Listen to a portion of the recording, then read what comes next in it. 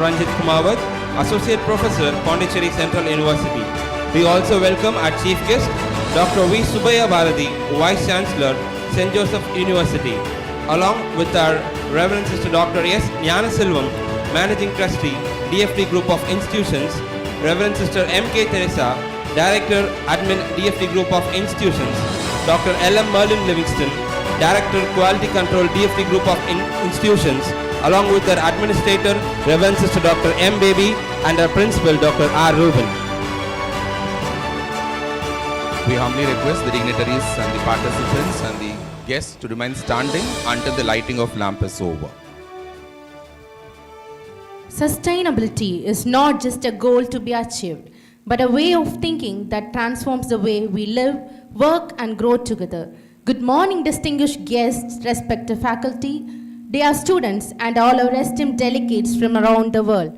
It is with great honor and enthusiasm that I welcome you all to St. Joseph's College Arts and Science for the International Conference on Smart Innovation Technologies and Artificial Intelligence for Sustainable Development.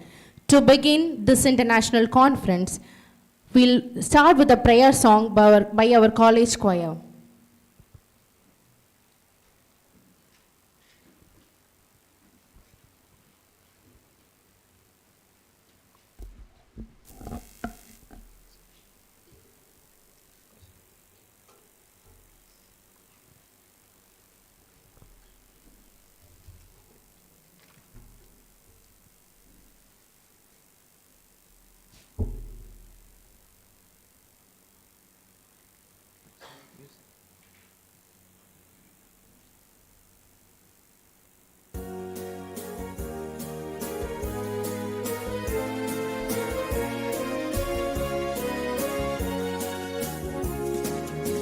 Shall be showers of blessing. This is the promise of love. They shall be seasons refreshing, sent from the Savior above. Showers of blessing, showers of blessings we need. Mercy drops round us are falling, but for the showers we plead.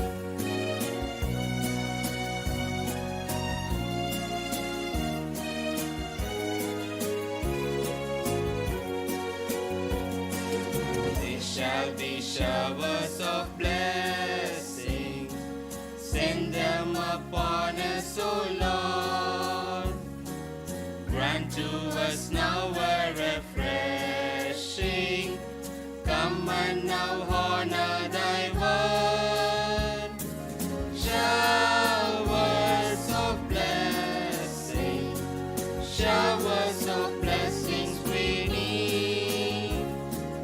Mercy drops round us are falling, but for the showers we plead.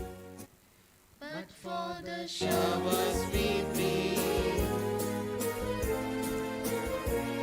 Followed by Bible reading by Dr. A. Anita Joyce. Today's reading was taken from the book of Proverbs, chapter 3, verse 5 to 10.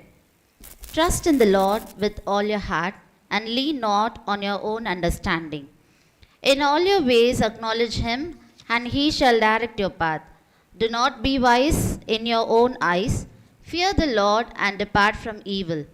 It will be the heal to your flesh and strength to your bones. Honor the Lord with your possession and with the first fruit of all your increases. So your barns will fill with plenty, and your vaults will overflow with new wine.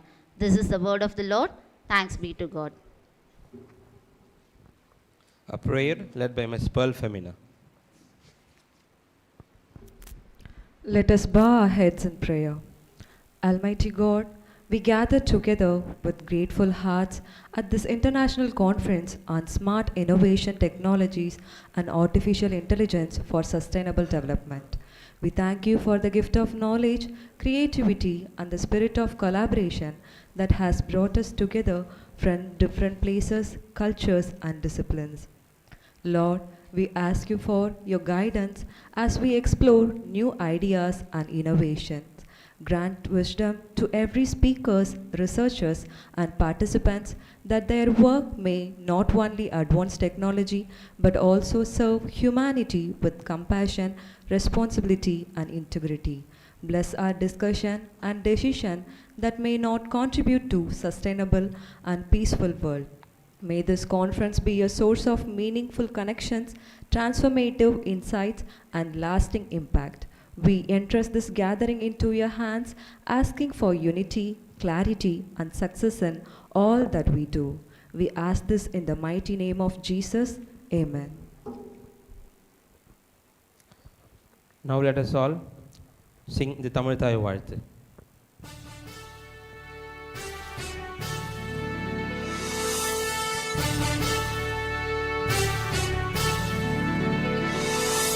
நீராறும் கடலுடுத்த நிலமடந்தை கெழிலொழுகும்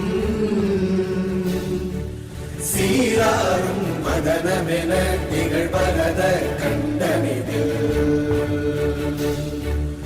எக்கணமும் அதில் சிறந்த திராவிடனல் திருநாடும் தக்க சிறு திரை நுதலும் தரித்தனரும் திலகமுமே திலக வாசனை போல் அனைத்துலகும் இன்பமுற எத்திசையும் புகழ் மணக்க இருந்த பெரும் தமிழனங்கே தமிழனங்கே உன் சீரிழமை திறம் வியந்து செயல் மறந்து வாழ்த்துதுமே வாழ்த்துதுமே வாழ்த்துதுமே.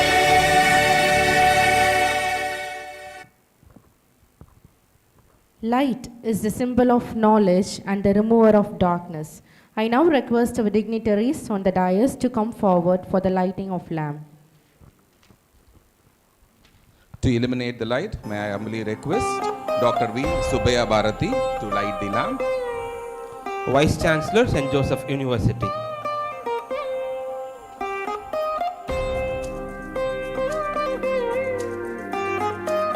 Followed by Reverend Sister Dr. S. Jnana Selvam and Reverend Sister M. Teresa join in hands to lit the second wing. Reverend Sister Dr. S. Jnana Selvam, Managing Trustee, DFT Group of Institutions. Reverend Sister M.K. Teresa, Director, Admin, DFT Group of Institutions. The third wing is again lit in combination with Dr. L.M. Merlin Livingston, ma'am, along with her beloved Administrator Sister, Reverend Sister Dr. M. Baby. Dr. L.M. Merlin Livingston, Director, Quality Control, DFT Group of Institutions, and Administrator. Followed by our beloved Principal, Dr. R. Reuben, is lighting the lamp. Followed by our keynote speaker, Dr. Ranjit Kumawat, Associate Professor, Pondicherry Central University.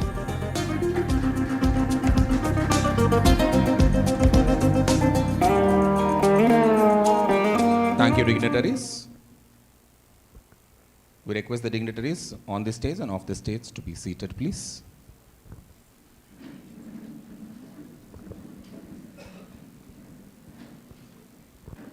To set the tone for this gathering, I now invite our visionary leader who has been the pillar of our institution, our principal Dr. R. Reuben, to deliver the welcome address.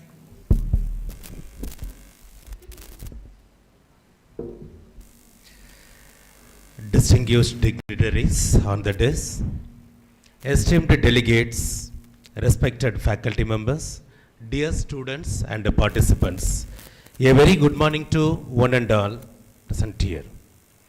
With the grace of God Almighty, it is with immense joy and gratitude that I extend a warm welcome to all of you to the International Conference Innovation, Technologies and Artificial Intelligence for Sustainable Development. This conference serves as a vibrant platform for intellectual exchange, meaningful dialogue, and collaborative efforts towards building a sustainable future. It is indeed a matter of great pride for St. Joseph's College Arts and Science Kovur to host this prestigious gathering of scholars, researchers, and experts from across the globe. It is my great honor to welcome our Reverend Father Dr. J.E. Arulraj, Founder Father and Chairman, DFT Group of Institutions, whose visionary leadership and unwavering commitment continues to guide us in our pursuit of academic excellence and service. And we greatly honored to have with us our chief guest today, Dr. V. Subbiah Bharati, Honorable Vice Chancellor of St. Joseph University. Sir, your esteemed presence adds immense value to this occasion and inspire us all. We wholeheartedly welcome you for the international conference, sir. And a warm and respectful welcome to Reverend Sister Dr. S. Jana Selvam, Managing Trustee, DFT Group of Institutions, whose constant encouragement and support inspire us all our endeavors. We welcome you, sister. And I pleased to welcome Reverend Sister M.K. Teresa, Director Administration, DFT Group of Institutions, whose administrative leadership plays a vital role in the growth of functioning our institution. We wholeheartedly welcome you, sister. And I extend my sincere welcome to Dr. L.M. Merlin Livingston, Director, Quality Control, DFT Group of Institutions, for our continuous efforts in ensuring academic quality among the institutions and standards. We wholeheartedly welcome you, madam. And I great pleasure in welcoming our today's keynote speaker, Dr. Ranjit Kumawat, Associate Professor and Principal Investigator, Pondicherry Central University. Your expertise and insights will greatly benefit all the participants. We wholeheartedly welcome you, sir.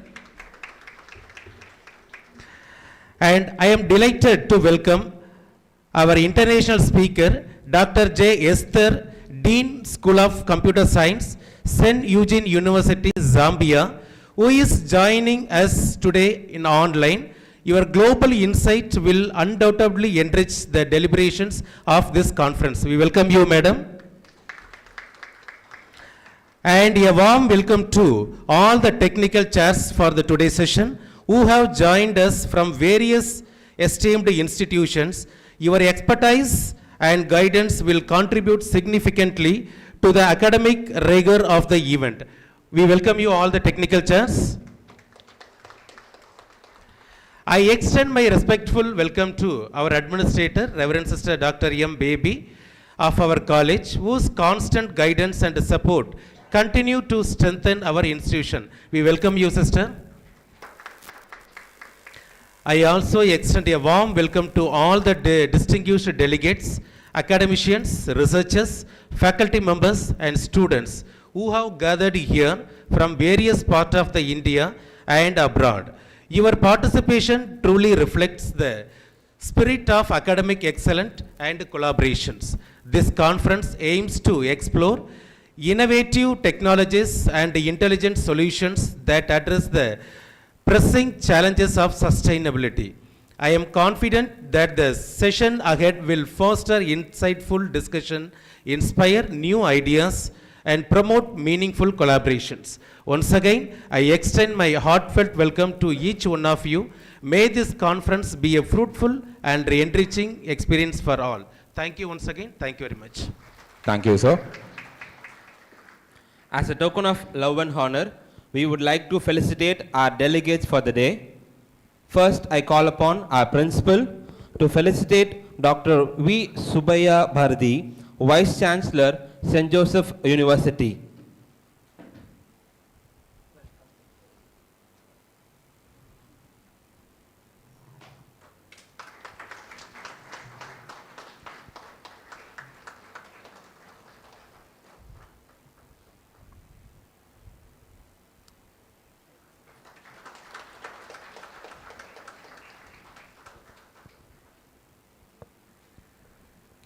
I would like to invite Dr. K. Priya, IQSC Coordinator, to felicitate our Reverend Sister, Dr. S. Jana Selvam.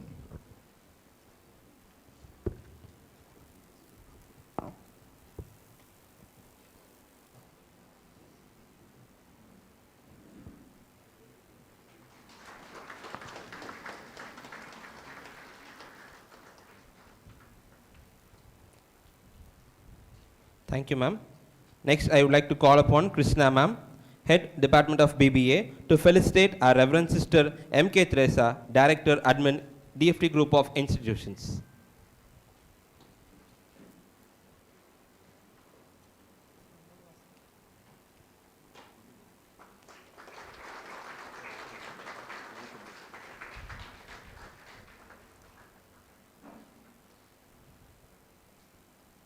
Thank you, sister. Thank you, ma'am. Next, I would like to call upon our administrator, Reverend Sister Dr. M. Baby, to felicitate Dr. L.M. Merlin Livingston, Director, Quality Control, DFT Group of Institutions.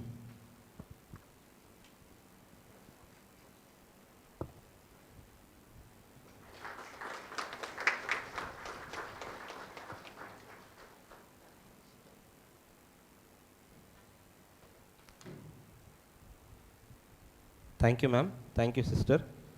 Next, I would like to call upon our Dean, Dr. Sabrish, to felicitate our keynote speaker, Dr. Ranjit Kumawat, Associate Professor and Principal Investigator, Pondicherry Central University.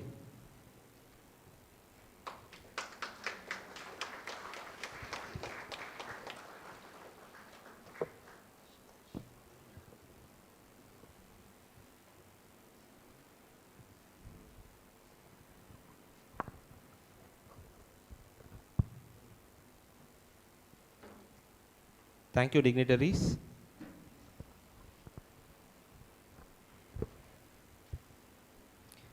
Leadership is the capacity to translate vision into reality.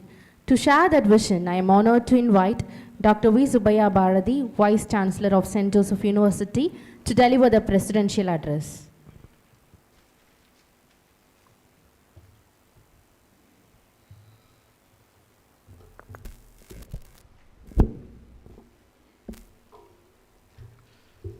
Reverend Sister Dr. Gnanaselvam, Managing Trustee, Reverend Sister Teresa, Director, Dr. Marilyn, Dr. Ruben, Dr. Ranjit Kumawat, Sister Baby, technical chairs, delegates, faculty members and students, and participants joining in online. Very good morning to all of you. Good morning. At the outset, I congratulate and appreciate Dr. Ruben and his team for having organized this international conference. I heard that this is the 7th conference being organized in St. Joseph. Congratulations. And I am very happy to note that they have received more than 300 papers. It is a very grand success of this conference. Their proceedings itself is 3 volumes. So that shows the grandeur of this conference. And this topic is very, very impressive. Need of the hour. I would like to share a few thoughts. There are 3-4 keywords in this title: smart, innovation, artificial intelligence, sustainable development. All keywords are very, very important in today's scenario. Let me share a few things related to sustainable development. In 2015, I think in December, United Nations organized a meeting at Paris for all the political leaders of various governments, and then they entered into an agreement called Paris Agreement. Paris Agreement. In that agreement, what was agreed between all the nations is we have to try to reduce the temperature of the planet by at least by 2 degrees, because they were very particular about global warming. You know what is global warming. We started to feel the impact of global warming. There is a heavy flooding in few areas, there is heavy drought in another part of the globe, and there are frequent cyclones, hurricanes, storms. All are due to the impact of global warming. That's why the global leaders they agreed in Paris to reduce the temperature by 2 degrees. And every government is working on it. They measure the global warming by what is called a carbon footprint. The global warming is due to emission of greenhouse gases, you know very well. It is calculated equivalent to carbon dioxide. That's why it is called a carbon footprint. Now, the title is a paradox. They put artificial intelligence for sustainable development. One way it is true, artificial intelligence algorithms are working towards reducing the computation, improve the efficiency of the system, so it is indirectly helping towards sustainable development. But on the other hand, do you know one thing? Today the biggest threat for sustainable development is artificial intelligence. Whether you believe it or not, artificial intelligence is the major challenge today for sustainable development. Why? Because all the artificial intelligence algorithms, take your ChatGPT. Do you know how ChatGPT works? You give a prompt, it takes input of your prompt and then it converts that into tokens. It is trained with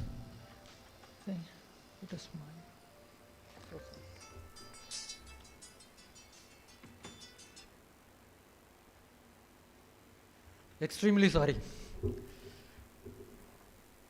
ChatGPT is trained with billions of words taken from web, text, any book, all the words by which the algorithm was designed. It is using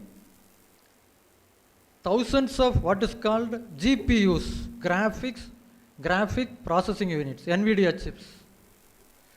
Those NVIDIA chips are kept in what is called data centers.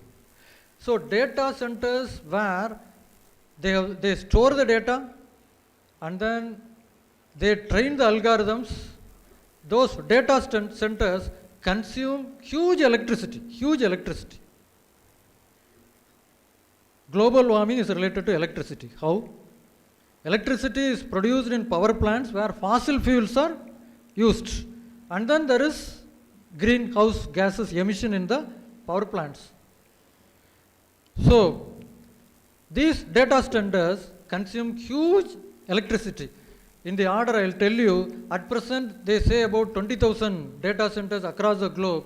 They consume approximately 80 gigawatt of electricity every day, 80 gigawatt. By 2030, the electricity consumption of data centers will reach, they say, 200 gigawatt. Comparatively, if you think, the whole of India, every day, the country consumes only 250 gigawatt. The whole country electricity is 250 gigawatt, but the data centers, they are going to consume 220 gigawatt. Entire country electricity, only the data centers are absorbing. This electricity, if you calculate the carbon footprint because of this electricity, it is close to 1,000 million tons of carbon dioxide. 1,000 million tons of carbon dioxide emission every year because of data centers, because of artificial intelligence. Then how we can say that artificial intelligence is for sustainable development? I am not against artificial intelligence, but I am telling the truth, because we being the domain people, we conduct conferences on this topic. My expectation is scholars who are working on artificial intelligence for sustainable development, they have to take this carefully and then discuss for various solutions. What is the solution? How to reduce electricity consumption by this data centers? Apple, they have a lot of data centers. They started giving electricity to the data centers through solar, renewable energy. Renewable energy, especially solar, there is no carbon emission. So it is a green energy. So that is one solution. other companies on the other end of the spectrum, they are doing research to go for orbital data centers. What is orbital data centers? They are going to have established data centers in the sky, so in the orbits. So they take solar energy, the data centers will not be on the earth, it will be in the sky. So that's how research is going on. Because why I am telling all this input, many of you are doing research on artificial intelligence, sustainable development, you should know. Other aspect is all these chips, NVIDIA chips in the data centers, they emit lot of heat. To reduce the heat, cooling is very much necessary. All the data centers are consuming huge amount of water for cooling. Again, it is a threat to sustainable development. That's why in the recent days, they are establishing data centers in Greenland, Antarctica, where ice is there. But unfortunately, ice also will melt, which will lead to global warming. So these are all some challenges, artificial intelligence with sustainable development. This is one aspect. Second aspect is, recently, the company of ChatGPT, OpenAI, they informed all the users not to use the words in their prompt. Thank you, please don't enter in your prompt. They openly declared. Why? Because the ChatGPT is an algorithm. Whatever word you type in the prompt, it takes and process, and then it will respond. For every word or a token it consumes energy, it consumes electricity. Then they say, what do you want? That only you type. Why you unnecessarily type, please, thank you? It will respond to that. But human intelligence, what we teach our children? We ask our children to say, please, thank you. But what artificial intelligence says, don't use, please, thank you. That's a difference. Context is very, very important. This generative AI, ChatGPT or whatever be it, it does not know what is being asked. It does not know who is asking that question. Even it does not know what it answers, because it is a machine. It does not know the context. That's why recently in BBC report, a teenage girl who was in deep depression, she typed a prompt with ChatGPT. I am in deep depression. I want a solution. She added another statement. I want to commit suicide. I don't know why. I don't know how. This is the question. ChatGPT responded with big explanations how to do suicide. Because it is a machine. It will never know who is asking in the other side, what mental stress that girl had, what is the question. If this is the answer, what will the impact? It will never think, because it takes the words, it converts that into tokens. The GPUs will find out the answers going through the data, huge data available in the data center, and then it pushes out the data. Context is missing. This also we have to take into consideration. So my appeal today is, AI is everywhere. Artificial intelligence everywhere. Artificial intelligence is the new electricity. People say it is the new electricity. Without electricity, can we survive today's world? No. Without artificial intelligence, we cannot survive. So it is everywhere. It is all pervasive. But what the academic community, the people who do research in artificial intelligence, we have to think about these things. How to make it sustainable, how to make AI for sustainable development, how to make more human, how to make artificial intelligence more human, how to train our students and people to use artificial intelligence more responsibly. How to create laws, ethics in AI. These are all few areas really we have to work on. I hope this conference will take up all these kind of topics and then deliberate. End of the day, there will be good research happening in this institution and everywhere. So end of the day, the society will get benefited by responsible AI, and we have to be more responsible to pass on this planet to our future generations without any damage. That is the purpose of sustainable development. Hope we'll be able to do that. All the best. Thank you, sir. Sir has given a clear-cut overview of how sustainable development correlates and coexists with artificial intelligence. I am sure as researchers we have to consider AI into humanizing it and benefit the society and to pass it on to the next generation. Thank you, sir.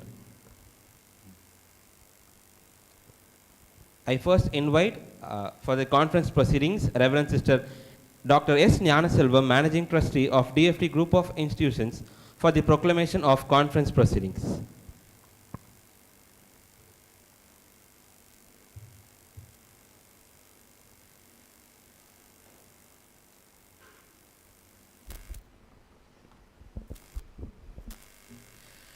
Respected Dr. Subaya Bharati,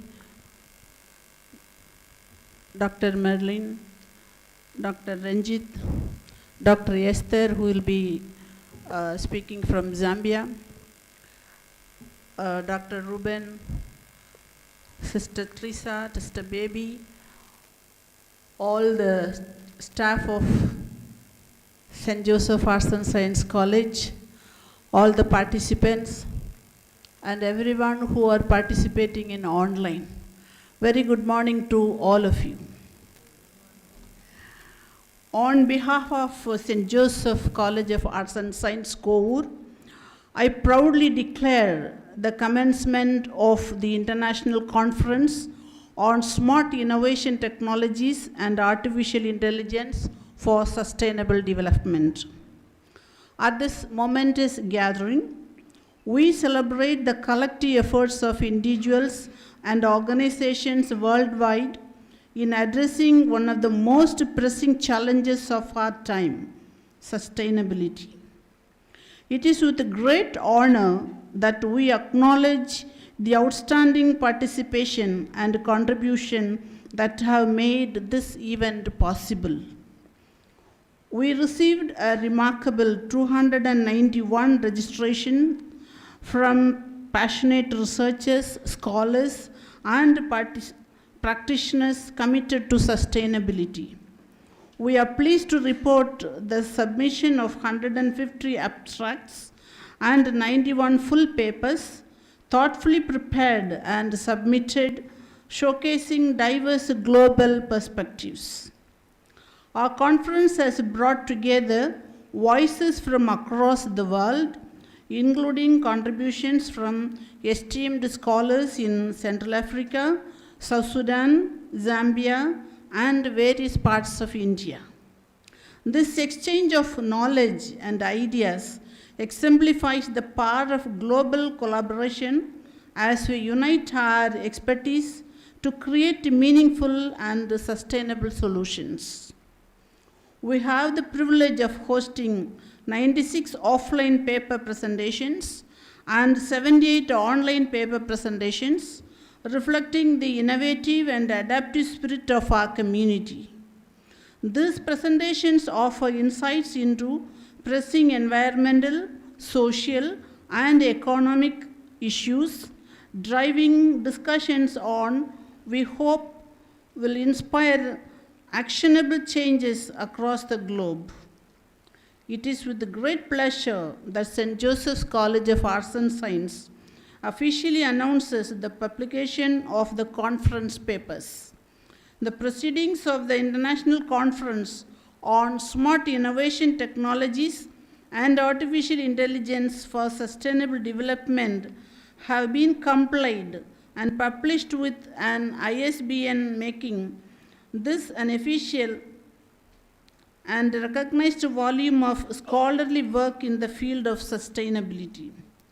We acknowledge the hard work, dedication, and passion of all participants and extend our deepest gratitude to those who have supported and contributed to making this conference a success. Together, we stand united in our commitment to fostering sustainability, strengthening international ties, and making a lasting impact on world around us. With this proclamation, we officially open the International Conference on Smart Innovation Technologies and Artificial Intelligence for Sustainable Development and look forward to the fruitful discussions, collaborations, and innovations that will unfold over the coming days. St. Joseph's College, Kovur warmly welcomes all participants to engage, learn, and contribute to this important global dialogue. May our collective efforts lead to a more sustainable future for all of us. Thank you. Thank you, sister.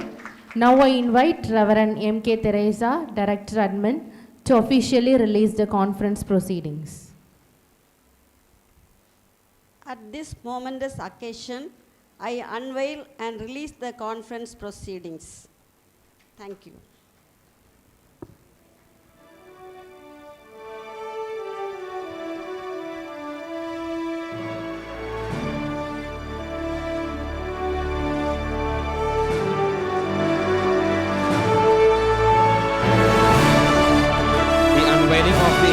Conference of St. Joseph College, Sustainable Smart Innovation Technologies and Artificial Intelligence for Sustainable Development. It is again a golden crown in the history of St. Joseph College. Thank you, dignitaries. It is now time to hear from our chief guest, our guest of honor. To introduce our chief guest, I invite Dr. K. Priya.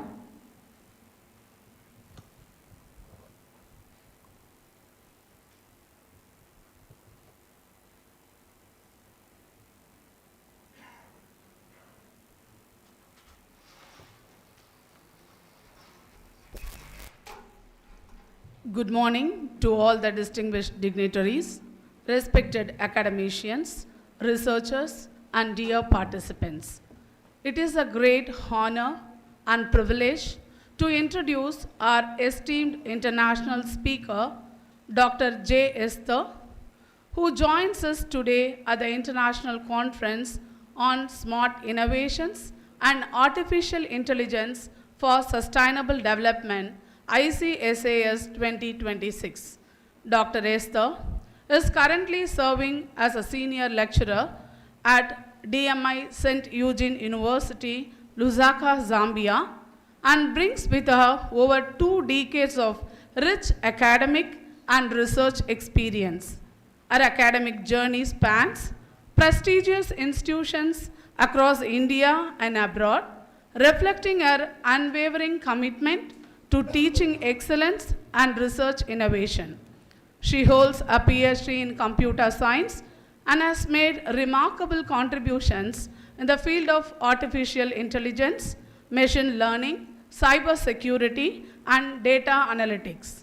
She is a prolific researcher with numerous publications in reputed journals, book chapters with international publishers, and authored books in areas such as mobile computing and web technologies. Her innovative spirit is further demonstrated through her patented work in deep learning applications and IoT-based solutions. She has also been recognized with prestigious awards, including the Best Associate Professor Award and Best Women Faculty Award for her outstanding contributions to academia. Dr. Esther has actively contributed to the global academic community as a keynote speaker, researcher, and mentor, currently guiding doctoral scholars in cutting-edge domains of computer science. Today, her presentation on smart AI-driven innovations for sustainable development, real-world applications and future directions will enlighten us with the emerging technologies and its significance. Her presence today truly enriches this conference, and we are confident that her insight will inspire and enlighten all of us. With great pleasure, I now invite Dr. J. Esther to deliver the session. Thank you. Thank you, ma'am. Now may I request Dr. J. Esther, Dean of School of Computer Science, St. Eugene University, Zambia, to share her insights. Over to you, ma'am. Thank you, sir. Thank you, ma'am, for the good introduction.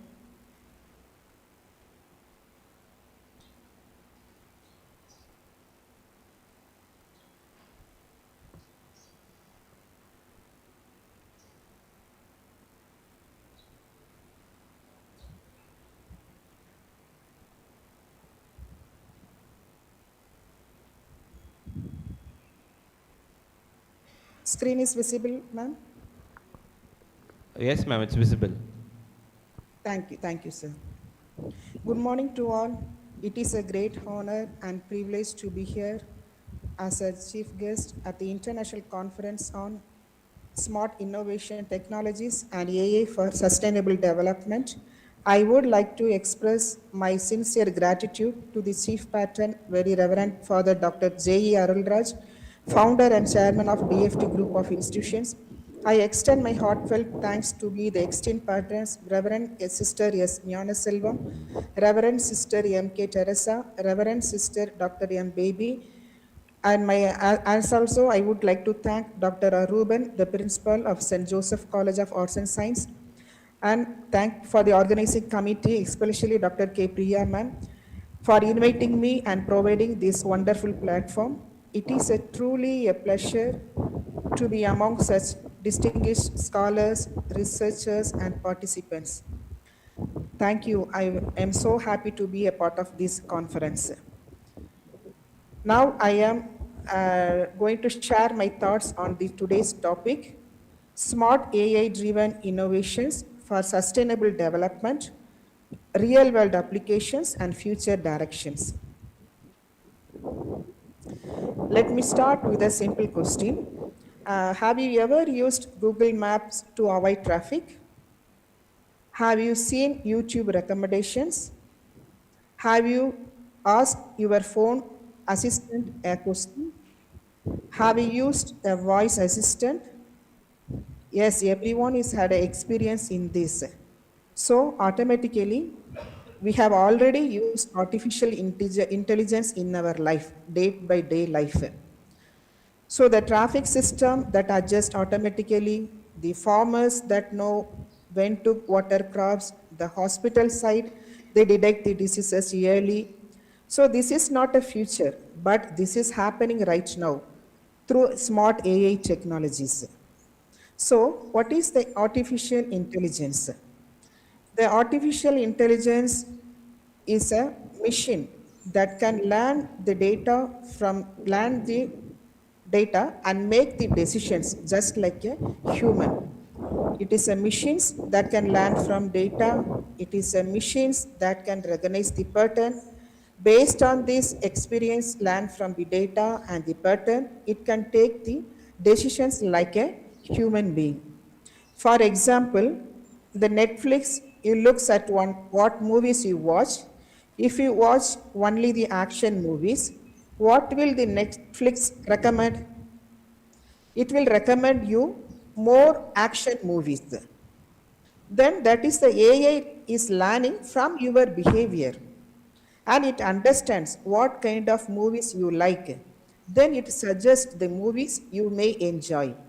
So instead of thinking like a human, the AI learns from the data and finds the patterns and makes the smart prediction. The same thing happens in Google search also and face recognition. There are so many real world examples are there. Suppose you are stuck in the traffic system. You have to go you have to reach your place earlier.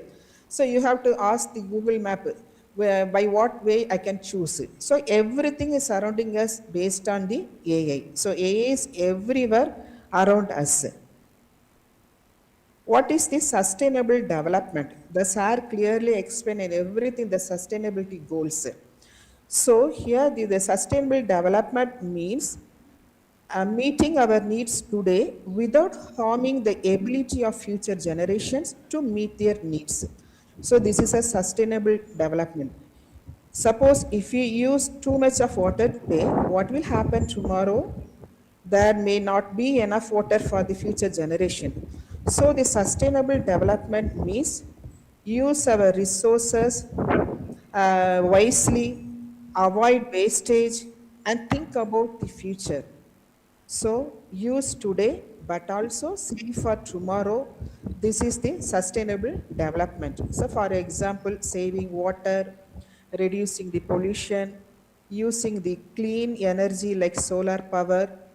So it is all about balancing the development, and also we have to secure our environment. So we want the development, but also protection our planet. So this is a sustainable development. Suppose if you cut all the trees today, what will happen in future? No oxygen, climate change, no rain. Then that is why sustainability is important. So we must grow, but we must also protect our planet. So sustainable development is not just about the present, it's about protecting the future. So why they combine AI and sustainability? The connecting of AI and sustainability with we get the smart system which help us to save resources and protect the environment. The AI helps us to make smart decisions, and sustainability tells us how to save the decisions to create a better future. So in the environment, it will predicting the climate changes. In the water, how we are optimizing usage of the water. In energy, it will reducing the wastage. In the healthcare, early disease detection. Likewise, AI help us to solve problems faster and smarter and more efficiently. So in the real world applications, this as AI is used in many field. So AI in agriculture, AI in smart cities, AI in healthcare, AI for environment. So first one, AI in agriculture. Think about the farmer. In the earlier days, the farming depended on guesswork. Now with the AI, it tells when rain will come. It also checks the soil health. What are the contents of the soil? In which soil, what type of the crop you can plant? How can you can get the yield? So it detects the crop diseases earlier. So as a result, we can get the better crops and less wastage. So AI helps farmers know when to plant and water and harvest. Automatically, this improves the crop production and reduces the wastage. AI in smart cities. AI helps to control the traffic, reduce the pollution, save the electricity. So automatically we can get the cleaner and smarter cities. In smart cities, the AI control the traffic, that is reduces the congestion and helps in managing energy efficiently. For example, when you say the traffic lights adjust automatically using AI. In traditional way, in junction there are three roads are there, means they kept the traffic signal in the fixed time, 30 seconds for red, 30 seconds for green, and so on. But after introducing the AI concept, it changes the condition, that static condition. It is comes into dynamic environment. That is, it changes the based on the real traffic conditions. So, for example, you can imagine you are waiting at a signal. One road has many vehicles, that is 100 vehicles. Another road has a very few vehicles, for example 5 vehicles. Normal in the traditional method, the signals give fixed time for 30 seconds for this road, 30 seconds for that road. This causes traffic jams and delays. Then what we can show that that in this situation, the AI solves this normal traffic conditions. How it solve this problem is sensors or cameras count the number of vehicles. Then AI system analyzes the traffic. So in which road more vehicles are available, it gives more green time to the busy road and less time to the empty road. Sorry. Likewise, the signal adjusts automatically based on the traffic. So, that's way the AI helps. The AI helps in the solving this traffic congestion problem. So we can benefit less waiting time, less fuel consumption. If you consume the fuel consumption is less means automatically less pollution. Less pollution means automatically cleaner environment. This is how AI support sorry sustainable development.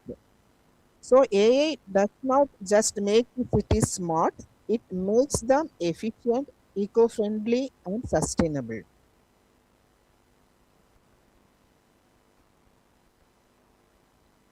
So AI in healthcare. So how AI is helping in healthcare? Imagine a patient visiting a hospital. First, the patient gives the medical data like the reports, scan report, or blood test result. Now, instead of only the doctor checking everything manually, the AI can quickly analyze all this data in fraction of seconds. So it can detect the diseases at an early stage. It can read the medical reports very fast. It can even analyze the x-rays or scans and highlight in the problem areas. So this helps the doctor make the better decisions. So AI does not replace the doctor, but it supports them. That is then the result, the diseases are detected early and treatment starts faster and many lives can be saved. So this is the AI. So AI helps the doctor find the problems earlier and treat the patients faster. So AI in environment. AI is also helping us to protect our environment in many ways. First thing is the climate prediction. AI can study the past weather data and predict the future climate changes like rainfall, temperature, or storm. This helps us prepare in advance. Second thing, water management. AI helps us understand how much water we are using and where we are wasting it. So how can you manage the water during the summer times? How can you manage the water during the rainy time? How can you save? So everything. So you can save the water and use it wisely. Then third one, the pollution control. AI monitors the air quality and detects the pollution levels in real time. It can even alert authorities when a pollution become dangerous. It can send the signals, it can send the warning alert messages. So here AI acts like a watchman of the nature. It observes the changes and help us to take the right action to protect our planet. So AI help us to see environmental problems earlier and act before they become serious. If you know the pollution levels early, we can control it better. So that is exactly what AI help us to do. Then what are the benefits? What do we actually gain from using AI? So first thing is efficiency. AI help us to complete the task much faster. What make to take hours for humans. As a human being, we can do these things to take so many hours to do, but AI can do it in seconds. Second one, accuracy. AI reduces the mistakes. It can analyze the data carefully and give more precise results. Then third one is a cost saving. When we work becomes faster and more accurate, AI save our time and money and resources. Then finally, sustainability. AI helps to reduce wastage, save our energy, and use resources wisely. So, AI help us to do more work in less time with fewer mistakes, with less wastage. So, AI makes our work faster, smarter, cheaper, and more sustainable. If you do the work faster and with fewer mistakes means we cannot save anything. So that is the power of AI. So it improves the efficiency, reduces the cost, help us to use resources wisely. Even though we have the benefits, efficiency, savings, and sustainability, while AI is a powerful and useful, but it also comes with some challenges that we must be careful about it. The main foremost thing is data privacy. AI system use a lot of our personal data, so you must ask, is our information is safe? So you have to think about this. Second thing, high cost. Developing and using AI technologies can be expensive. Not everyone can afford it. Then third thing is lack of awareness. Many people still do not understand how AI works. This can lead to fear or misuse. Finally, the ethical issues. You must ensure AI is used fairly and responsibly. It should not harm people or make biased decisions. So, AI is powerful, but we must use it carefully and responsibly. So, before sharing everything, we have to think about whether it is safe or not. So privacy is very, very important. So privacy, cost, awareness, and ethics. Then the future of AI is very exciting. First, the smart technologies everywhere. In future, AI will be the part of everything around us. In home, cities, hospitals, even farming. So the life will become easier and more efficient.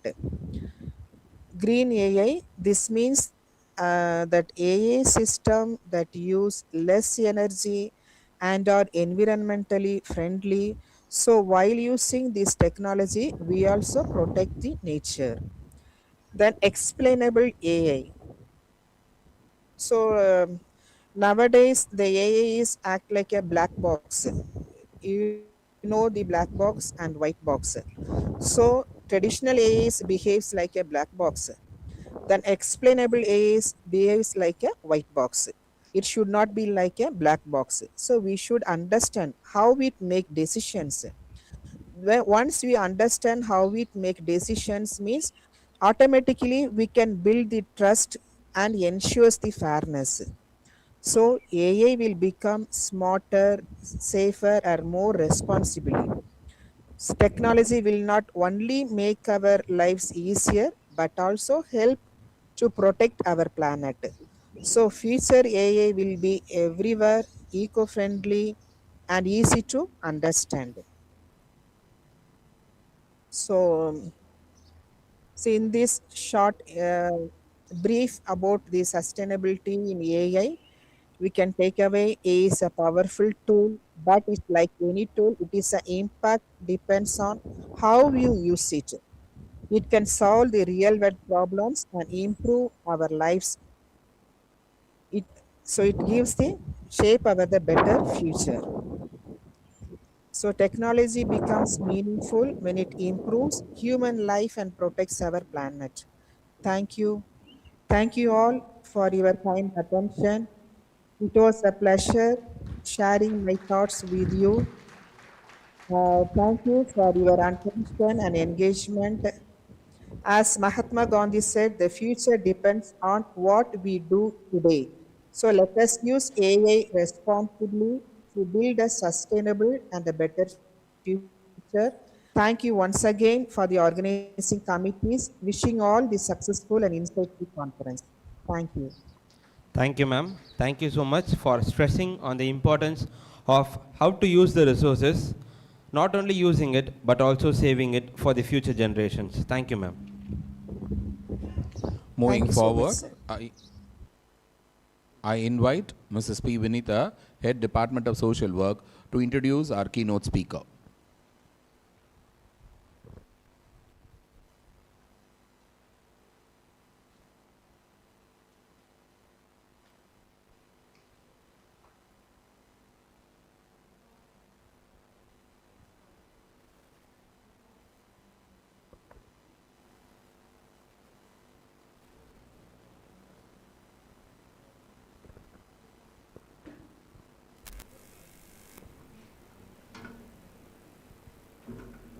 Good morning to one and all present here. It's a moment of great happiness and honor to warmly welcome and introduce our esteemed keynote speaker, Dr. Ranjit Kumawat, whose presence adds immense value and inspiration to our conference. Dr. Ranjit Kumawat is a distinguished scientist and associate professor at the Department of Biotechnology, Pondicherry Central University, with over 2 decades of interdisciplinary research experience. Renowned for his expertise in cancer genomics, drug repurposing, metagenomics, and the gut ecobiome, he bridges fundamental biology with translation medicine to develop novel therapeutic strategies. His academic journey includes a PhD from the University of Hyderabad and prestigious postdoctoral fellowship at the Mercer University, USA, and Nanyang Technological University, Singapore. Previously, he demonstrated significant leadership at the Central University of Kerala, where he established the Department of Genomic Science. A fellow of multiple prestigious academies, including the Royal Society of Biology, London, and the Young Academy of India, Dr. Kumawat's contributions have been recognized with the Ignite Life Science Foundation Award in 2026 and the DST Young Scientist Award in 2012. His extensive research portfolio is supported by competitive grants from agencies such as ANRF, ICMR, and SERB, resulting in over 75 peer-reviewed publications in high-impact journals like Pharmacological Reviews and Frontiers in Immunology. Additionally, he has edited seminal books on metagenomics for gut microbiome and antimicrobial agents, alongside securing patent applications for novel anti-cancer drug discoveries. Dr. Ranjit Kumawat will inspire us to harness innovation for a sustainable tomorrow. Let's welcome our keynote speaker and eminent scientist, Dr. Ranjit Kumawat, to deliver his session. Thank you, everyone. Sir, we are privileged to have you here, sir. The floor is yours.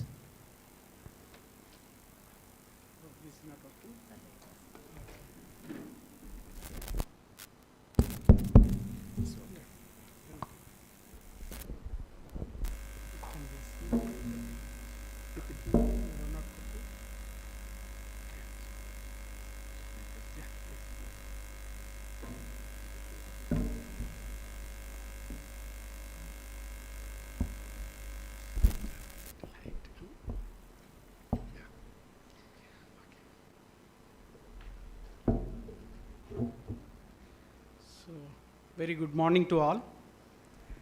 Yeah, so it was so great today. I'm here to give some discoveries which my lab has been working since 2 decades. Before that, so I would like to thank all the organizers and particularly Priya madam and also principal Ruben sir and also the vice chancellor of St.Joseph University, Subbaya sir, and Gnana Selva madam, and Terisha madam, and also just now we got a chief guest as who has given the broad spectrum of AI, Dr. Esther, and also the Baby Madam, and all the organizers and various departments of this St. Joseph Arts and Science Colleges. Yeah, that's okay. Okay. So with warm welcome, the way I have seen morning, so such a committed the conference, which have been never seen. But though I am not just a classical guy, which I just wanted to follow all these things, but I go straight away for the subject actually. So I don't know, I'm not a social speaker and orator, but I just wanted to go give you a kind of a brief, the component which the so-called people have been using as AI for sustainable development. See, sustainable development, as Sir said, which was well established in 2015, and of course the global the scenario, there are 17 sustainable goals which have been already made through entire the world. And if you look into the individual subjects, all the 17s are very broad, and it is all going to be useful for the every the global or the component of every species, I can say, since we are also one of the species. All right. So with that, I came a small the talk which is going to be related, where I use certain AI tools for identifying or discovering some kind of the drugs which have been using for traditionally earlier for various diseases, and now it is the era which we will say that a genomics, of course, through the genomics only it has been discovered by a computer science specialist. So for that, I just wanted to look into that. Of course, you might be understand about this title while seeing itself, AI-driven integrated omics for next generation cancer drug discovery. So I used to a different type of various diseases like communicable diseases or non-communicable diseases. So today I would like to just look into a non-communicable disease on cancers. Of course, the communicable diseases and how this AI, which have been played a crucial role the recent year on COVID. So the COVID, the vaccination, which has been well, come out by using as various, already been using the certain drugs, and came as one of the major outreach, the major outcome for the saving the entire the life. For that, the drug which have been already using, so the AI helped us to make them as a repurposed those drugs or principles to make to as one of the vaccine preparation. For that, today we are safe with the help of the AI. What I wanted to say that there are huge debates about the AI, which are artificial intelligence boons and bans. So the big debates happening throughout the world so far. It revolutionized just to 2023 onwards only. Before that, there was much not aware of the people about AI usages. As Esther Madam said that the reality and how these are going to be helpful for the day-to-day life in a sustainable development. So, as you know very well about the cancer.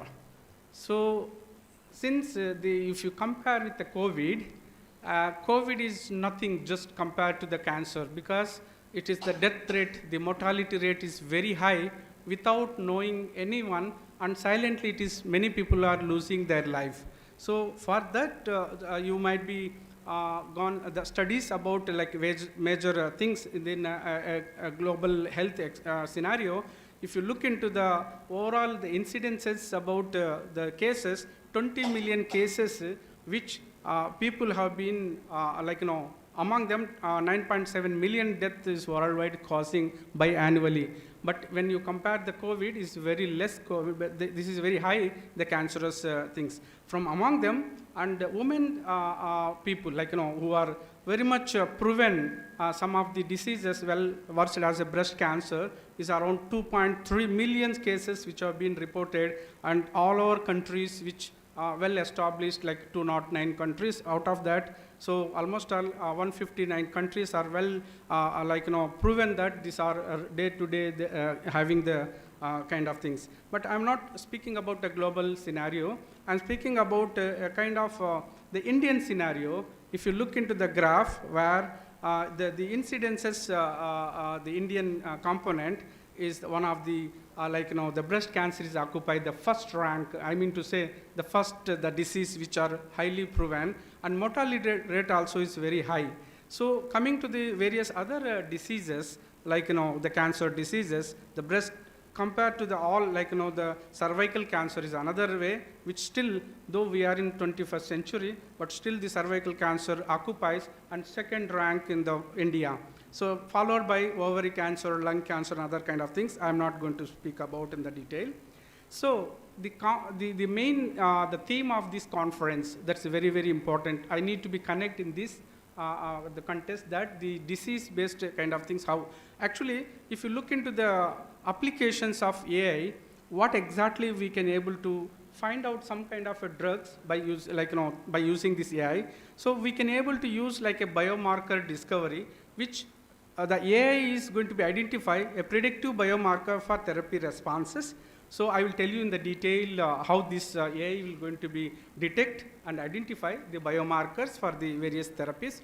And target validations, of course, multiple omics data ensure a biological relevances.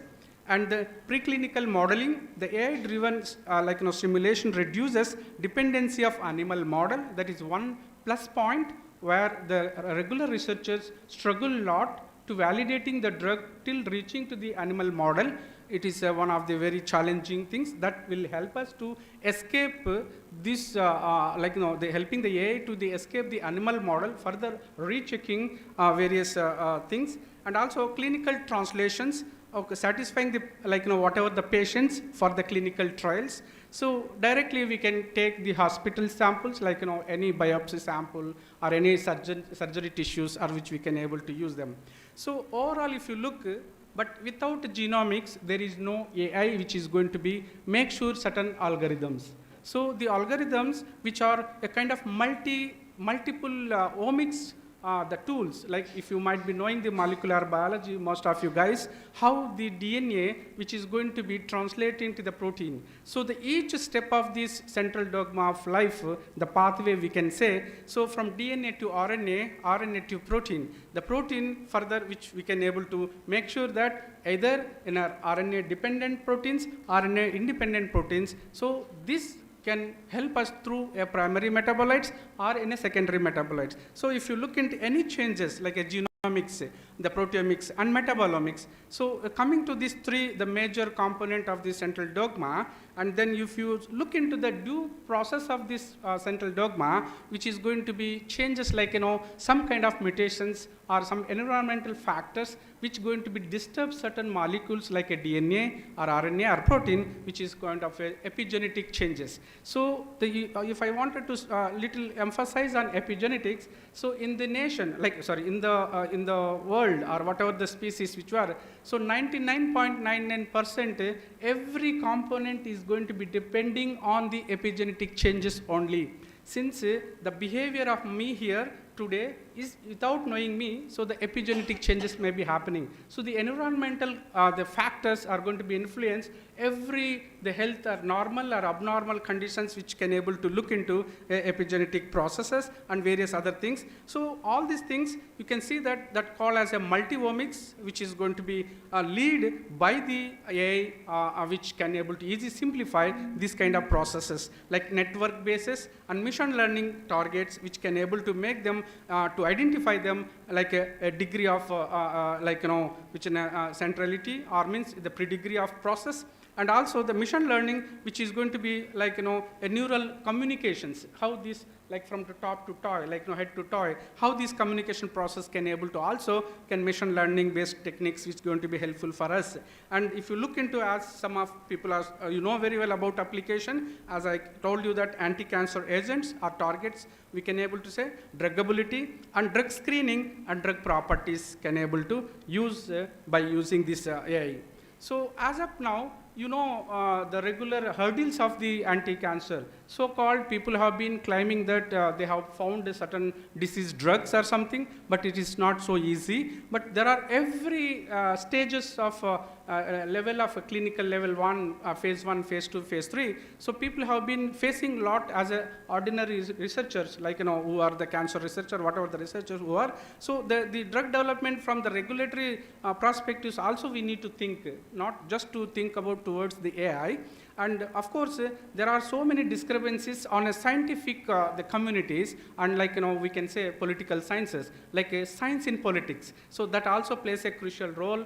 And clinical samples is unavailability kind of things. Lack of incentives or outside companies are not coming forward if a researcher which has been identified some kind of drug. And economical hurdles, of course, without fund, without money, we cannot able to just test as a test tube, whatever the component which we can able to do. And regulatory conservations, I mean to say these are policy makers which are, though their own way they can able to make that is not available for various other people, and harmonized regulatory views. So this all the Indian scenario which people have all failed. So far there is no drug which has been proven or discovered in the worldwide also. I'm coming to the India only. There is no as such the drug which have been using for a particular diseases. So if you look into the pipelines, so there is a huge components involved, each parameters are involved. So it takes a long time to process it of all the drug efficacy and other things in a traditionally. So in order to make them to as a thing, so as I told you in the beginning, so this AI will help you to already well reported certain molecules like drugs or even protein or peptide or any other kind of things. So these are the parameters, the screening steps people have been targeting by using the omics technologies. So if you look into that step 1, 2 and step 6 and 7, so this all going to be very much helpful for a clinical trial and then the concept development. So from there, which can able to helpful for the already well established the AI based tools. And traditional, as I said, that say for example, in a traditionally 10 to 15 years it takes for a drug discovery, which leads, I told you that phase 1 to the phase 3 and going for the clinical level. So if the same way, the drug repurposing, so which all drugs which have already passed by policy makers or FDA approved drugs, which can able to use them as a repurpose. So without doing a preliminary experimentation, directly we can start as a phase 2 and phase 3. So for that, here it is involved now the current AI-driven drug discoveries. So this itself, a very less time it going to be take, and also by economically it's very relevant. Even we, a common researcher, can also be able to attempt this kind of things. So some of them people what to do, how we can able to target them. So you can look into a particular, as I said you, I'm just looking on a breast cancer and other few non-communicable diseases. So there are different parameters can also be screened, like a disease centric and target centric and drug centric. So each one and easy to target them if you have a particular cause of the reason of these things.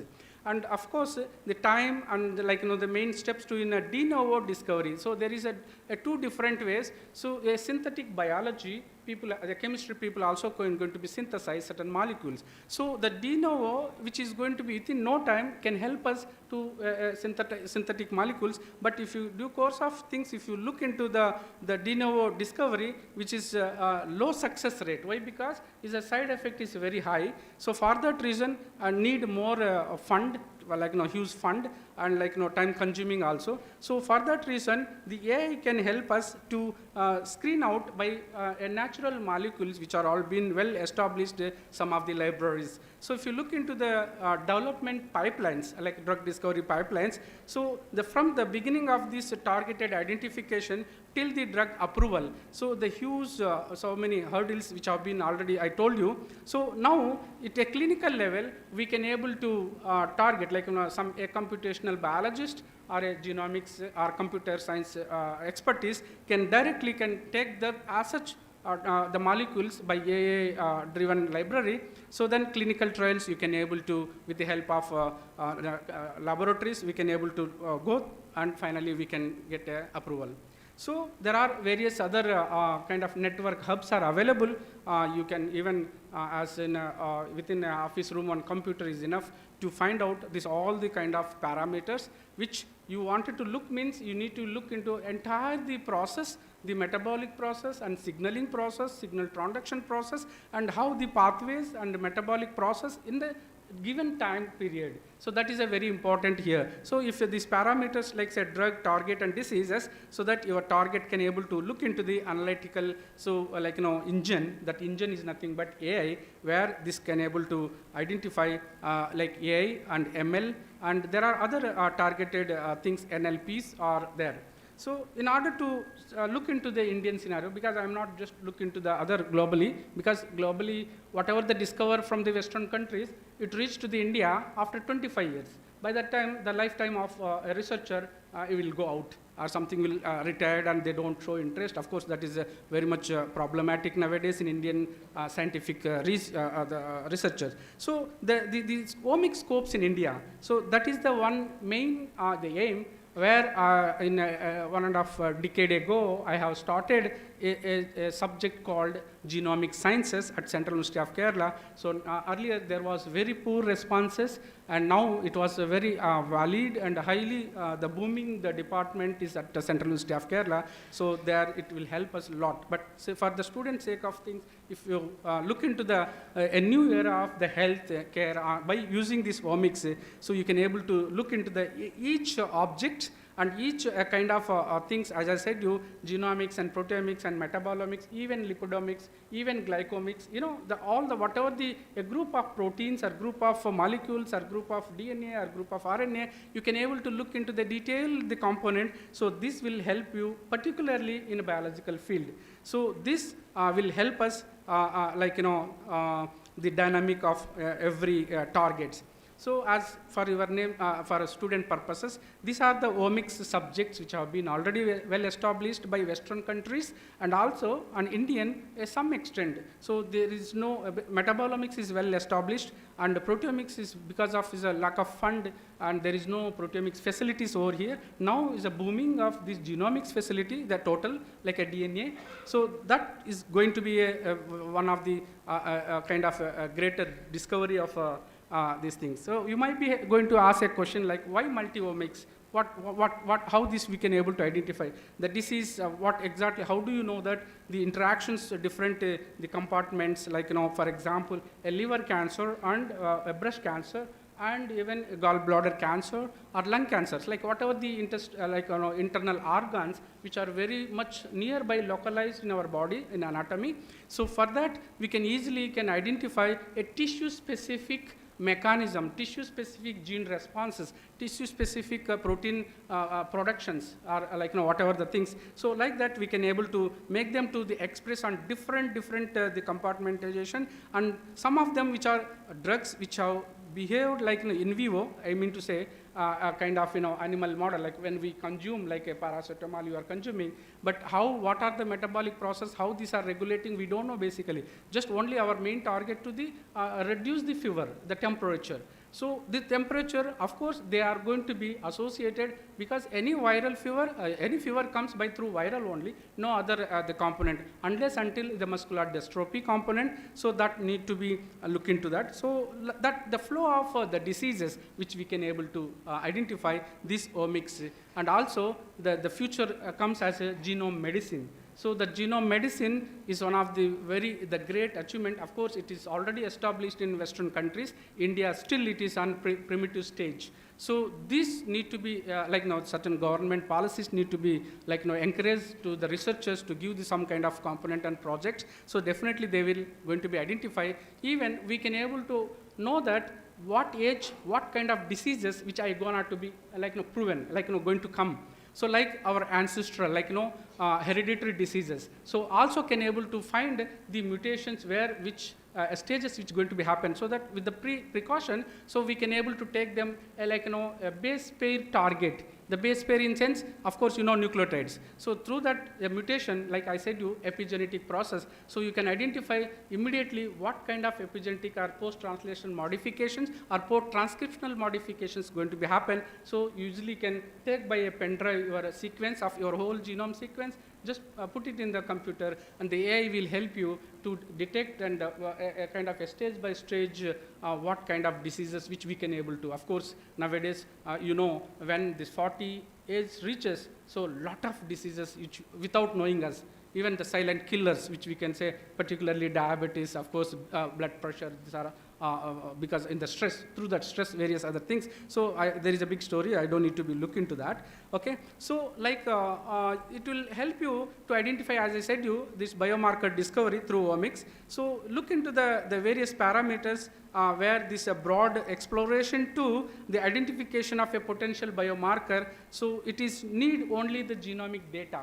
The data which the AI so-called we are calling as artificial intelligence, it never comes from somewhere else. It comes as a sequence-based data, the sequence data, raw data. So that which is going to be helpful for that. Then, of course, you know very well. So this genomics or whatever the things which you are going to be look into the computationally, then the informatics, a subject you know very well. Bioinformatics role is very crucial, and computational is very crucial, so that if you look into if data available in the server or like cloud, which are the various percentage of benefits, and finally, at least a person, if you carried out through bioinformatics with a common computer, 60% of adoption we can able to make them to use them various identification of these things.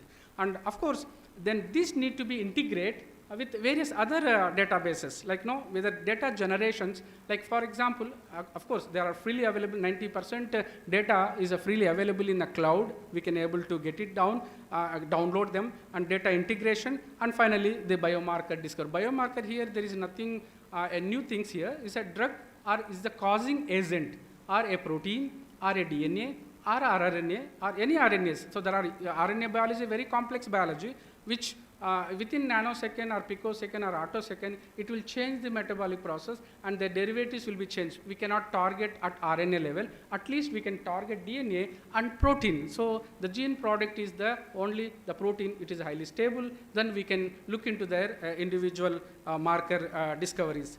Okay, so the rapid advances in omics, as I said you before, the importance of the COVID, the vaccination process, which is helped us a lot.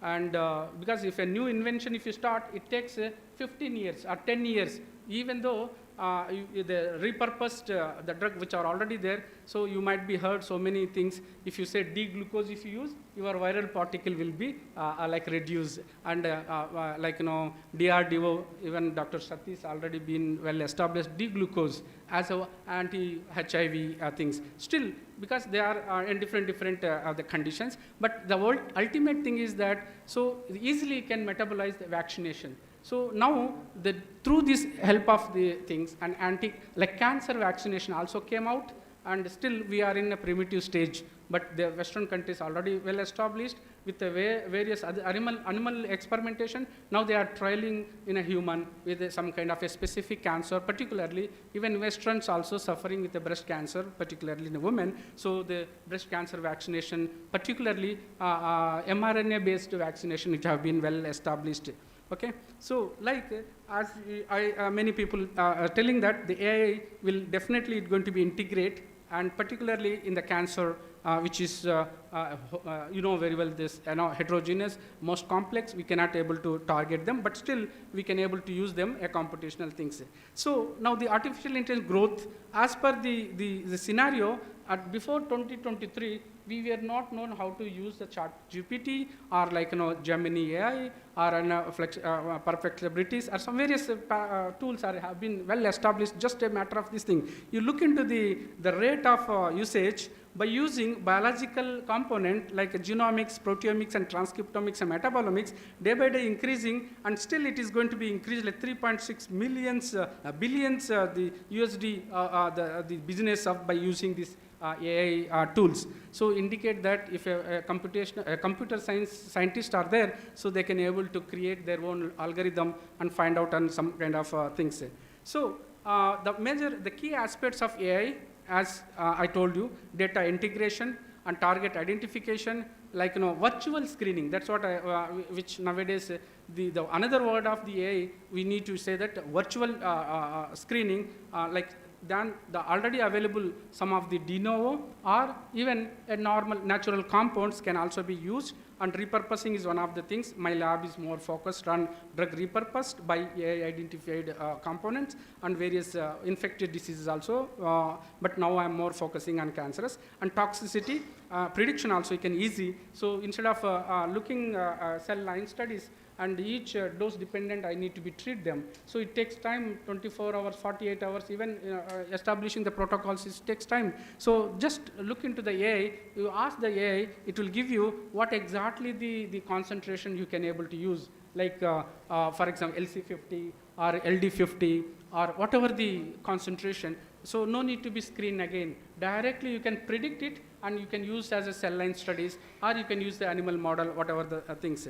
So that this is the people have been already told some kind of contribution to sustainable development is also a healthcare system is also one of the major sustainable development, and improved efficiency and personalized medicine and natural product discovery. Again, I will emphasize here. So the natural product, the discovery, which is very much a large scale component, can able to accelerating the drug discovery as a novel compound, which all been, say for example, for one drug, so-called, I'm working on breast cancer, 4,500 drugs people have been screened.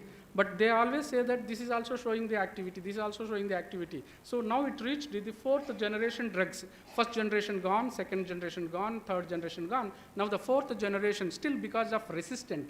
So the particular cells, whatever the drug which you are going to be, so get resisted. So those resisted mechanism, people are not been working at all. So that drug resistance mechanism also can able to identify by using this AI and network pharmacology. Even this data, the current doctors people have been using. So the already well-established databases are there. Say a patient is reaching to the doctor and he don't know what exactly, because they don't study basic subject.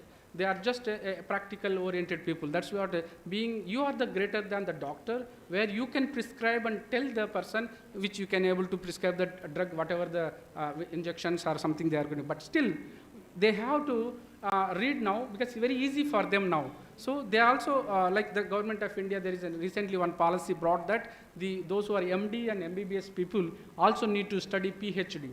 The PhD is the one which we can investigate each and detail particular mechanism and mode of action of every disease targets. So that is the one, the pride who do the PhD.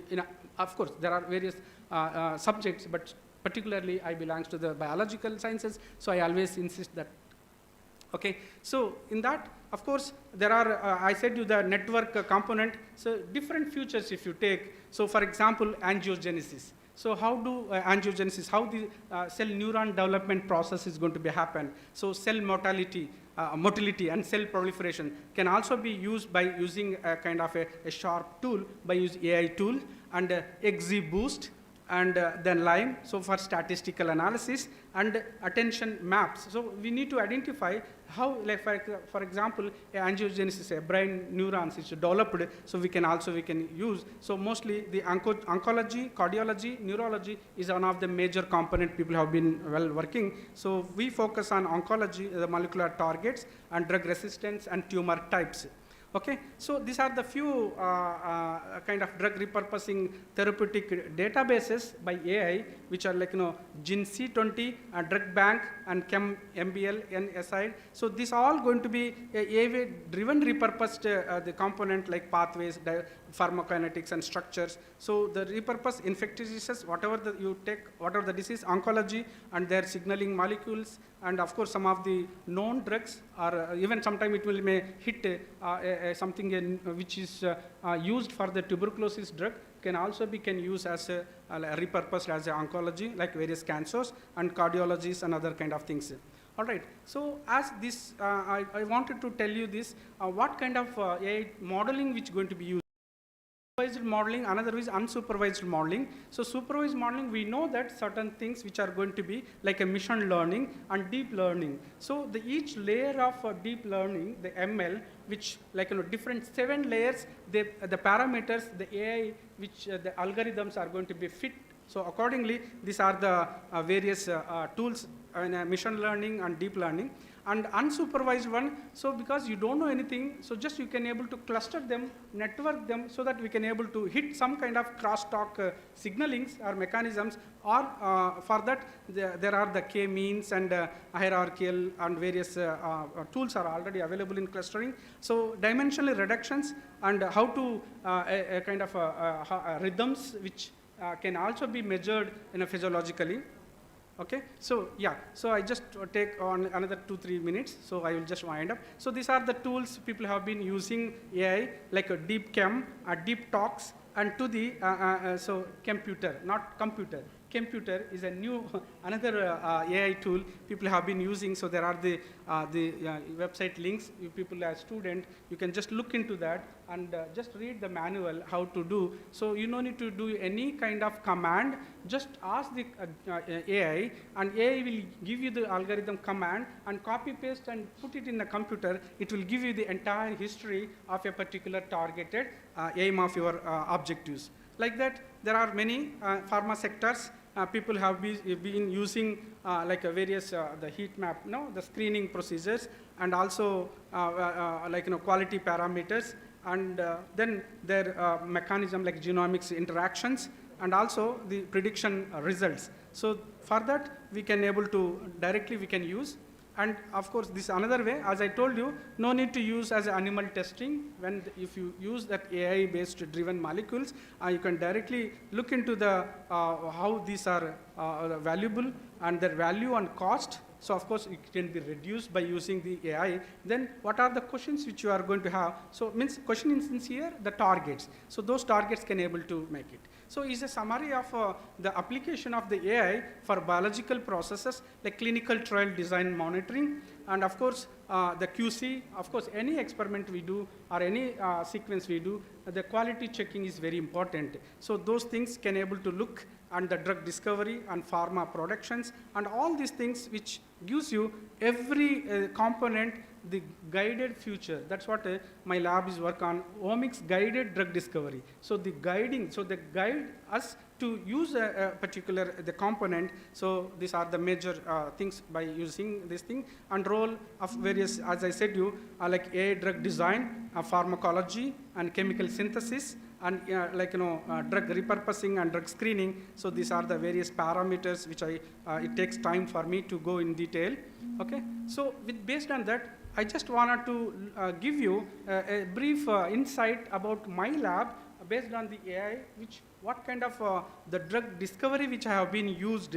So for example, whatever the screening of anything, so some of them, see in a breast cancer, there are different kind of breast cancer alone again. Say for example, the estrogen positive, HER positive, HER negative, or even the triple negative breast cancers also there. So they are very aggressive, the cancers, which is no time takes, is something infected or something is abnormal, it goes like within 24 hours, it's occupied entire the breast tissue, and it is difficult to control them. So because in that condition, where they are the hypoxic condition, of course, the blood circulation which is going to happening, so which the blood through whatever the component to neurons or arteries or venous, which is going to happening by the oxygen, like hemoglobin is going to be carry the oxygen signalings, right? So the oxygen is blockages in a particular tissue, then it's going to be happen. So we identified this hypoxia-induced protein, which plays a crucial role on this cancer. And then which is naturally, because our immune system is not alone, it is even the policeman also there and security also there, and the entire the membrane which you can able to target our tissue. So they all protect us, because now in the college, in the main gate, so many securities and then entering. So there are each keen interest of that, like that. There are a kind of the biomarkers called cluster differentiation molecules. These molecules are within no time, it is going to be changed huge modifications may occur. So for that, some of the proteins, again, those who are immune cells for us, who are resisting us for disease, so those cells is going to produce that called as a SIRP alpha, a protein which are highly expressed. So this SIRP alpha and this HIF alpha, that is hypox-induced alpha, so when it is common growth conditions comes, the SIRP alpha through the macrophage is going to be engulf all the bad cells, and it is going to be digested. So the natural digestion process is going to be happen. So for that, we have discovered one drug over here, like many genomics based things, and there are many. I don't need to be look into the detail over here. So there are signaling pathways which have been identified. So now my lab is focusing based on, like, of course, whatever the discoveries which we need to be doing in vitro understanding, and we need to understand the in vivo. So in vivo is one of the very important, further going to clinical level. So I almost, instead of screening time, I told you, so if you don't, classically you want to screen, so every parameter, every experimentation you have to reach till it in vivo, animal model. So I didn't do that particular the things, I escaped. Now I wanted to look into the some of the novel drugs, natural drugs, which we have identified, and we are collaborating with Biocon and other companies. And this also, they recently recognized me as Ignite Life Science Foundation Award by Biocon, and they are helping us to do something translational research. At least 1,000 molecules we have screened, 4,500 molecules. Now we got it, and we have proven. Now we need to look into the pharma, like pharma in sense industry collaborations. See, a common researcher cannot able to go and discover anything by blindly. So it should go, that's what I told you, the drug regulations and policies or hurdles are there in India. So we need to be look into the next generation people, like many things can able to make it. So yeah, so for that, of course, the challenges and future prospects. So whatever the high quality of this data which generated by the AI definitely is going to be helpful for the people, for the particularly health, the health and disease environment. Of course, they are the well established molecules, even few, but still, so far I tell you, there is no AI-driven drug so far came by FDA. Still is in a primitive stage itself, but there are huge things need to be done. And of course, this AI dependent on the availability of the substantial amount of data. Still we need to be because even we don't know how to use some of the chat GPT also just recent past 2-3 years back only. So we need a lot of training, the subsequent training, and definitely either provide to the system, and all the young researchers we can able to look into that. Okay, so as I said, you the final conclusion. So this integrates is not just an advancement. Again, I'm telling you. So people have been already well established. So it is a paradigm shift in the cancer drug discovery. So their effective therapies, reducing drug development timelines, and truly personalized care can definitely going to be helpful for us. So for that in future, by using this kind of the AI technology, and definitely going to be make sure that a smart and intelligent system, not a person, a system can able to develop. Okay, so of course, as you know, a researcher is standing in front of you and speaking. So simply by copy pasting the information cannot able to go speak. Everyone can speak, even mobile also you can, whatever I speaking you will get it. But still, these are the funding agencies which are helped me almost all 2 decades, and crores rupees I have spent, and still without them I cannot able to do and discover certain things. And again, the real soldiers are these guys. So there are 2 panels. One panel from the Kerala. Of course, I work on 12 years in Kerala Central University. This panel, all the students are completed PhDs, and they are doing very good, except one, all are in abroad. The first guy, the Jamshil, is a health inspector in Kerala, but rest all the people are in Birmingham, the University of Penn State University, Birmingham University, and there are so many, Germany, Max Planck University. These all, the 2 girls and other, the 4 boys, all highly established, but they are getting a huge score money also. Even we get not even 1 lakh rupee, but they got 5 lakhs rupees per month their salary they are doing now. Now the current the panel which in Pondicherry University, these 4 guys joined with me and a lot of enthusiasm, but still lack of infrastructure facility which I am establishing. But recently I got 3 projects on various fundings. So for that I always tell you the youngsters like our young researchers and students, so you need to be chase the excellence. Definitely success will follow us. So with that few words is my quote, and definitely one day we will reach our targets by using the advanced technologies. With that, thank you for giving me opportunity, and thanks for listening me patiently what I am speaking. Thank you so much. Thank you, sir, for making us understand the synergy between biology and AI.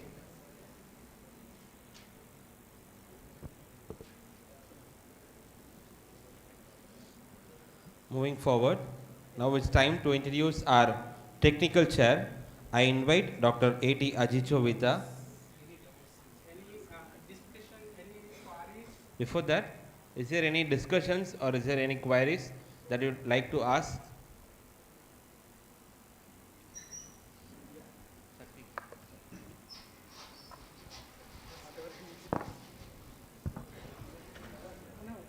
Here, okay. Here, okay.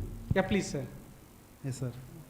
Sir, we have a lot of methods in cancer treatment, like that the drug delivery, biosensor, radiotherapy. So recently, the many hospital using the therapeutics. Can you explain that? Recently? The therapeutics, we have one method now. Therapeutics. Yes. Okay. So actually, so-called, we were aware about the kind of drug, the kind of disease need to be prevented. So a lot of, as you said, chemotherapy kind of things, drug components and various therapies are there. But so this therapy, of course, if you look into a kind of a brain tumor, is one of the major component, like, what is called glioma. So glioma also is one of the things where this neurons development, the neuron development, where is unproliferated, means sometimes it is stagnated. Probably people have been using like autism people, so they use this therapy, so to make them to the blood flow and number of neurons can able to generate. So those things can able to, but I am not familiar what exactly the therapy is there, but still we can be able to use through the neurotherapy component. By using various nanomaterial deliveries, drug delivery systems also people have been using. Actually, I read one articles, but therapeutics is saying that to identify the diseases and the treatment, the less damage of the health, like that, I read on articles. That's why I'm asking you, sir. Yeah, that connects. That's what, sir. This the omics tools definitely will help us. That means the AI nowadays, because familiarity is very less, but the genomics is giving every clear picture in a given conditions. Given conditions, say for example, I told you, when I came full tired by 5 o'clock, I woke up, and while traveling, I full tired actually. But when it enter, it is again the metabolic process little differ. So while seeing you, I was enthusiased or like motivated. Similarly, those conditions, if you are identify a particular disorder or particular disorder and a protein dysregulation or upregulations process, from there you can able to freeze them. You can able to freeze a particular environment, like as entire things, the metabolic process through genetic variations, genetic components. Even if you look into single nucleotide polymorphism, so how spontaneously, how suddenly it shifts their bases, their nucleotides. A single nucleotide polymorphism changes, that also can able to identify and recognize. So for that, what I wanted to tell you, these advanced technologies definitely will help us to detect, at least diagnose. Okay, prognostic process not much worried. At least prevention is better than cure. So at least we can diagnose through molecular level is very important, not a physiological level. Physiological level, I am look very good outside, but inside what metabolic process happening, we don't know. So for that, this technology will help us. Thank you, sir. Yeah. Thank you, sir. Any more doubts?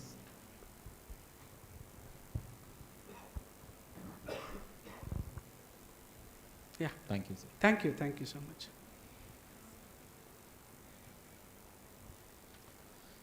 Next, to introduce our technical chair, I invite Dr. A.T. Ajijovita, IAC coordinator.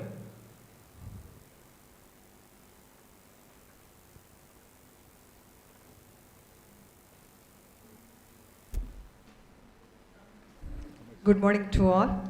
It is an immense pleasure to be the part of this prestigious international conference on smart innovations and artificial intelligence for sustainable development, ICSAS 2026. As Nelson Mandela profoundly stated, education is the most powerful weapon which you can use to change the world. In this line, with this thought, we will soon be moving into the technical session, where knowledge will meet innovation and research will find meaningful expression. We are honored to have a panel of distinguished academicians and researchers who will be serving as our session chairpersons. It is my privilege to introduce them. We begin with Dr. A. Parameshwari, Assistant Professor in the Department of Commerce at Sri Muthukumaran Arts and Science College, Chennai. With over 17 years of dedicated teaching experience, she has made notable contributions through her publications and books in areas such as business law, cost accounting, and digital marketing. She has also actively contributed to student development through roles such as NSS Program Officer and Placement Coordinator. And her excellence has been recognized with prestigious awards such as the Best Teacher Award in 2024. And next, it is my honor to introduce Dr. S. Sundarabalan, Associate Professor and Head of the Department of Statistics at Dwaragadas Vaishnava College, Chennai. With more than 25 years of rich teaching experience and a PhD specializing in Bayesian analysis, his expertise spans statistics, applied mathematics, and operations research that is supported by numerous academic publications at both national and international levels. We also introduce Dr. R. Jyoti, Head of the Department and Assistant Professor at Mahalakshmi Women's College of Arts and Science. She holds a PhD in computer science with research focusing on deep learning applications. Her strong academic contributions include publications, conference presentation, and authorship, reflecting her commitment to excellence in teaching and research. Finally, we have Dr. N. Sendil Kumar, Assistant Professor in the Department of Biotechnology at DG Vaishnav College, Chennai. With 15 years of teaching and research experience, including work on DRDO project, he has contributed significantly through publications, authorship, and innovative and research initiatives. That is including being an inventor on granted patent for milk adulteration monitoring device. We are truly grateful to have such esteemed academicians chairing the upcoming technical session. Their insights and expertise will undoubtedly enrich this discussion. Thank you. Welcome all the chairpersons. Welcome you all. Thank you, Ma'am. As a token of love and honor, we would like to felicitate our technical chairpersons. I call upon Reverend Sister Dr. S. Gnanaselvam to felicitate Dr. R. Jyoti, Assistant Professor, Head Department of Computer Science, Mahalakshmi Women's College of Arts and Science. Ladies and gentlemen, please give a big round of applause.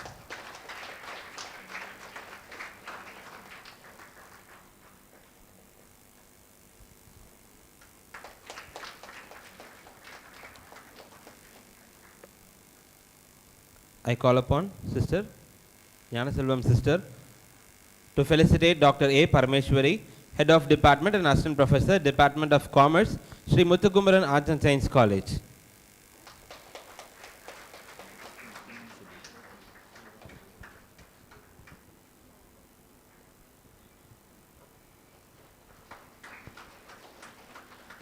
Thank you, sister. Thank you, ma'am.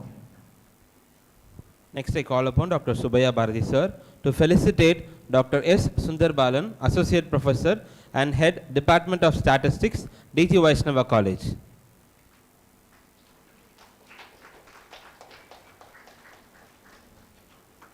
Next, I call upon Dr. N. Sendil Kumar sir, Assistant Professor, Department of Biotechnology, D.T. Vaishnava College.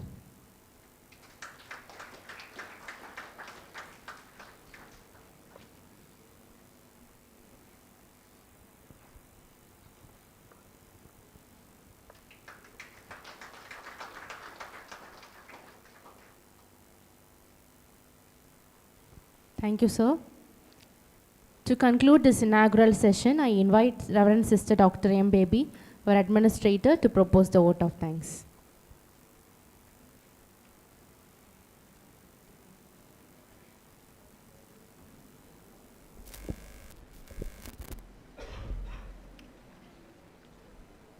Warm greetings to one and all gathered here.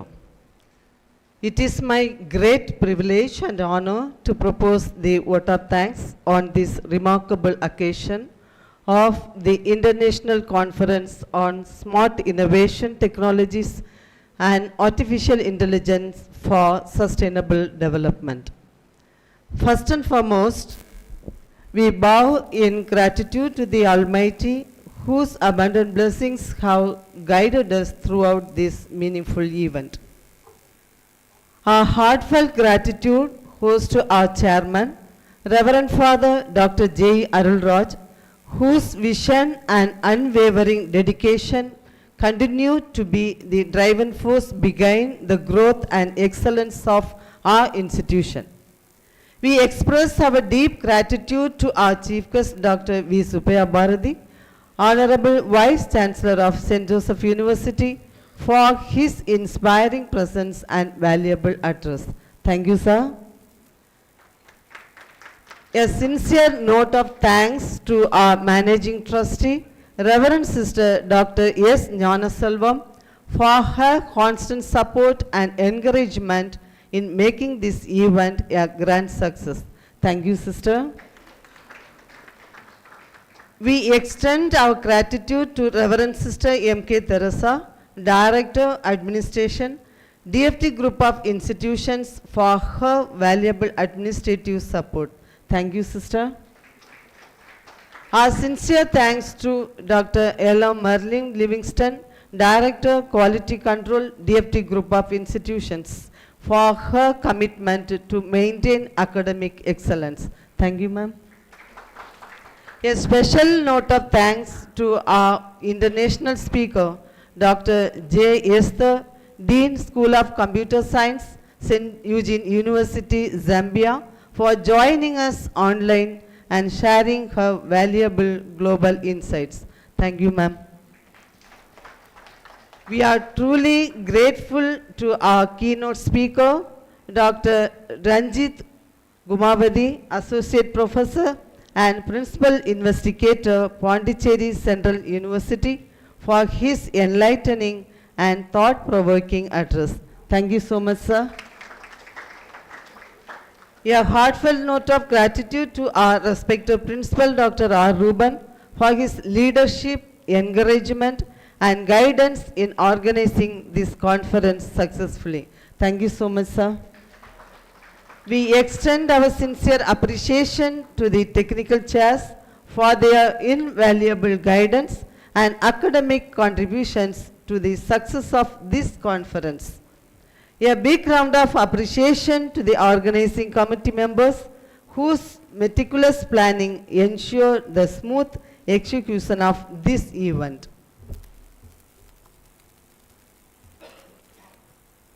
We also thank our faculty members for their continuous support and dedication. A special word of thanks to all the participants, researchers, and delegates for their active involvement and enthusiastic participation. Our sincere appreciation to the technical team for ensuring the seamless conduct of both online and offline session. We also thank the photography team for capturing the memorable moments of this conference. Last but not least, we extend our heartfelt gratitude to our non-teaching staffs whose behind the scenes effort play a vital role in the success of this event. As we conclude, let us carry forward the knowledge, ideas and inspiration gained here and continue to work towards a sustainable and innovative future. Thank you all once again. Thank you. Thank you, sister. Now we humbly request the technical chairs to join for a group photo session with our dignitaries.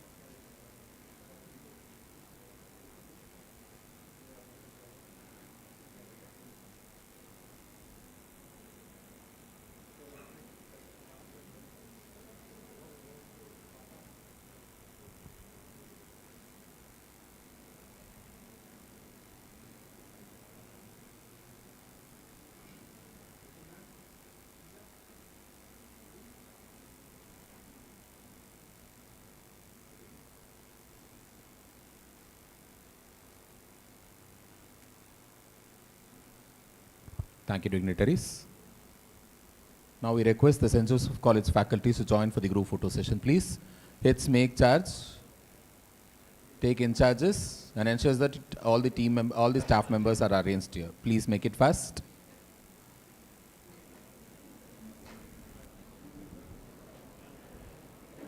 Instructions to the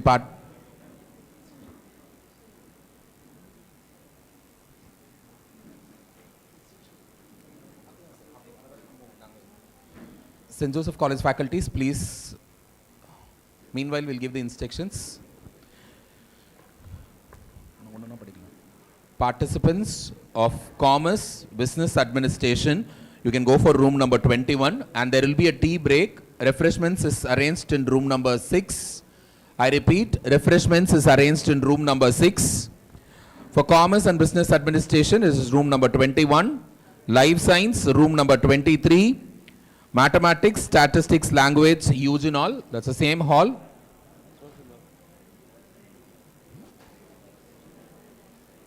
We request all the participants to stay here after the